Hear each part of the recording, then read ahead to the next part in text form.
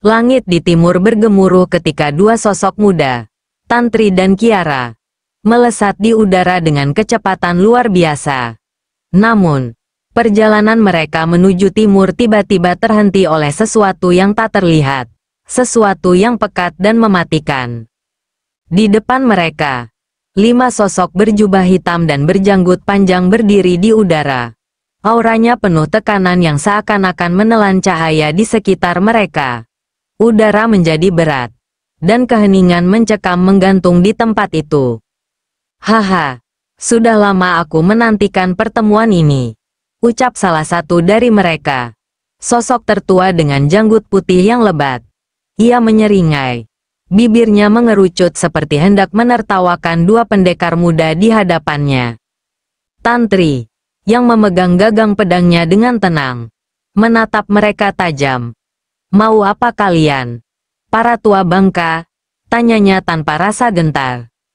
Orang tua berjanggut putih itu tertawa kecil. Suaranya menggema seperti suara burung gagak di tengah malam. Aku hanya ingin memastikan sesuatu. Kalian berdua pasti telah berhasil masuk ke lembah hitam. Bukan, tempat yang tidak sembarang orang bisa masuki. Kiara, yang berdiri di samping Tantri, memicingkan matanya. Siapa kalian sebenarnya? Berani sekali menghadang kami seperti ini. Orang tua itu mengangkat tangan, seolah memberi isyarat untuk menenangkan suasana. Haha, tentu saja kalian belum mengenal kami. Karena kalian hanyalah anak-anak kemarin sore. Kami adalah pendekar 5 larangan dari lembah larangan. Nama kami sudah dikenal sejak ratusan tahun lalu sebagai penguasa bayangan, penjaga kekuatan terlarang. Namun, suasana mendadak berubah tegang. Salah satu dari 5 pendekar itu, yang berada di belakang, mendekati temannya dan berbisik dengan suara pelan. Kakang, apakah kita berlima benar-benar sanggup menghadapi mereka? Aku tidak merasakan aura dari tubuh mereka. Dan itu sangat berbahaya. Tingkatan ilmu mereka mungkin sudah mencapai Master Mahaguru Agung. Bahkan lebih tinggi dari itu. Pendekar berjanggut putih itu tampak tidak senang mendengar bisikan itu. Ia mengerutkan kening dan menjawab dengan suara yang lebih rendah. Ah, jangan bodoh. Kita sudah mencapai tingkatan Master Mahaguru. Mana mungkin kita kalah dari 2 anak muda seperti mereka? Namun, ia tidak menyadari sesuatu yang ganjil. Wajahnya mulai tampak tegang, dan matanya perlahan berubah sayu. Tantri, dengan kemampuan telepati tingkat tinggi, telah berhasil mengendalikan pikiran pendekar tua itu tanpa ia sadari. Kiara, yang berdiri di samping Tantri, tersenyum kecil melihat perubahan itu. Tantri, kau bermain terlalu lembut. Kalau aku sudah menghajar mereka sejak tadi. Tantri menoleh sekilas. Senyumnya samar namun penuh percaya diri. Tidak perlu terburu-buru. Kiara, aku hanya ingin melihat seberapa besar kesombongan mereka sebelum mereka menyadari kebodohan mereka. Pendekar tua berjanggut putih itu tiba-tiba mengangkat tangannya dengan kaku, seolah kehilangan kendali atas tubuhnya. Tantri telah memanfaatkan celah dalam pikirannya untuk memaksanya menyerang rekan-rekannya sendiri. Dalam sekejap, energi hitam yang melingkupi tubuh pendekar tua itu melesat ke arah keempat temannya, memicu kekacauan di antara mereka. Hei, apa yang kau lakukan? Kakang, teriak salah satu dari mereka, mencoba menahan serangan yang tiba-tiba datang dari pemimpin mereka sendiri. Namun, pendekar tua itu tidak menjawab. Ia hanya berdiri dengan tatapan kosong, seperti boneka yang dikendalikan benang tak terlihat. Kiara mendekat ke arah Tantri.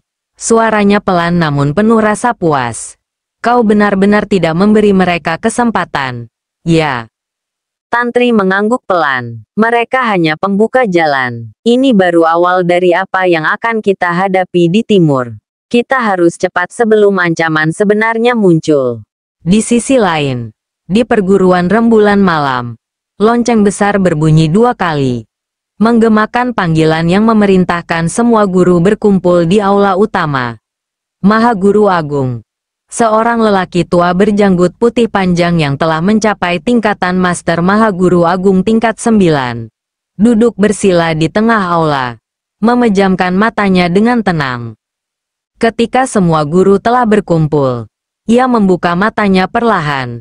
Sorot matanya tajam, seperti elang yang mengintai mangsanya. Tadi malam, ucapnya dengan suara rendah namun berwibawa. Aku bermimpi. Dalam mimpi itu, aku melihat badai menerjang perguruan ini.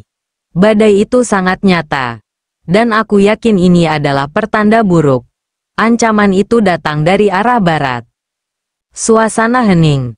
Para guru dan sesepuh yang duduk di sampingnya saling berpandangan. Tidak ada yang berani berbicara hingga salah satu penasihat memberanikan diri untuk angkat suara. Bagaimana kalau kita mengutus murid-murid pilihan untuk menyelidiki? Adik guru, ucapnya penuh kehati-hatian. Maha Guru Agung itu mengangguk perlahan. Usulmu masuk akal. Aku memerintahkan 10 murid pilihan, didampingi oleh 1 guru, untuk menuju ke arah barat dan memastikan apa yang sedang terjadi. Jika badai itu nyata, halau sebelum sampai ke sini.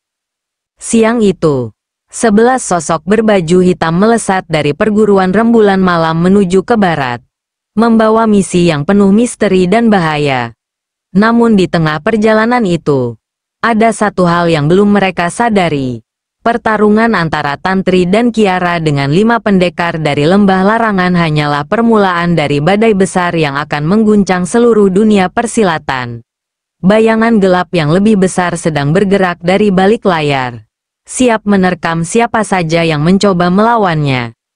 Tantri dan Kiara melesat meninggalkan para patua yang sedang bertarung. Langit yang semula kelabu kembali terang seolah menandakan akhir dari sebuah ketegangan. 5 pendekar dari lembah larangan masih bertahan di udara. Masing-masing kini sibuk saling bertahan dari serangan mendadak yang dipicu oleh kendali telepati Tantri atas pemimpin mereka. Situasi menjadi kacau. Tetapi Tantri dan Kiara tidak lagi peduli. Dengan kecepatan luar biasa, mereka melesat meninggalkan tempat itu. Tubuh mereka seolah menyatu dengan angin yang mengalir lembut ke arah timur. Wajah Tantri tetap tenang.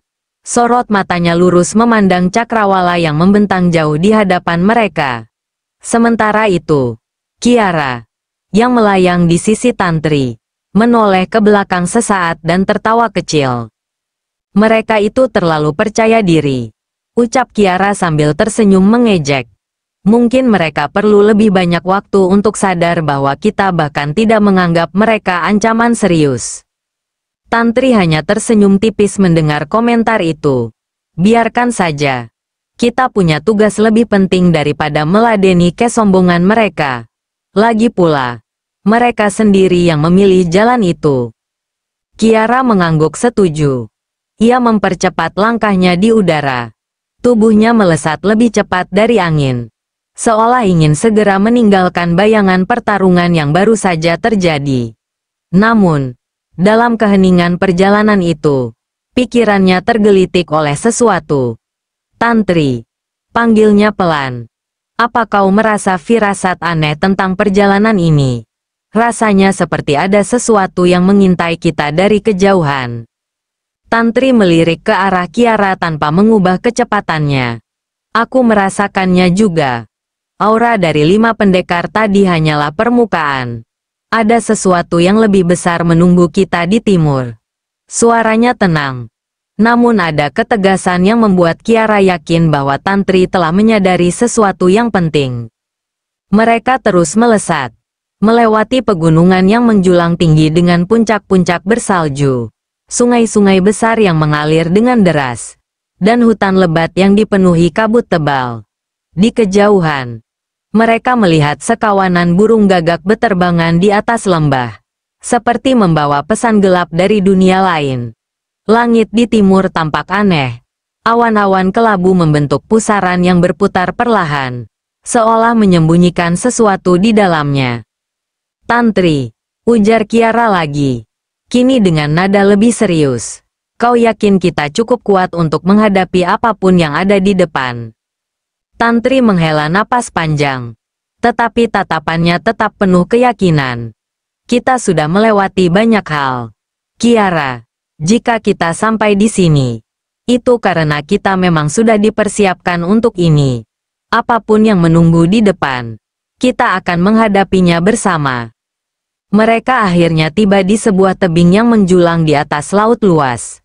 Ombak menghantam karang di bawah mereka, menciptakan suara gemuruh yang menggema di udara. Tantri berhenti sejenak, mengamati cakrawala dengan mata tajam seperti elang yang mengintai mangsanya. Lihat itu, ucap Tantri sambil menunjuk ke arah timur. Di kejauhan, di tengah laut, terlihat sebuah pulau yang dikelilingi kabut tebal. Kabut itu tidak seperti kabut biasa. Warnanya gelap, hampir hitam, dengan kilatan cahaya yang sesekali muncul di dalamnya, seperti petir yang terjebak di antara lapisan kabut. Pulau itu, gumam Kiara, matanya membesar. Itu pasti tempat di mana semuanya bermula.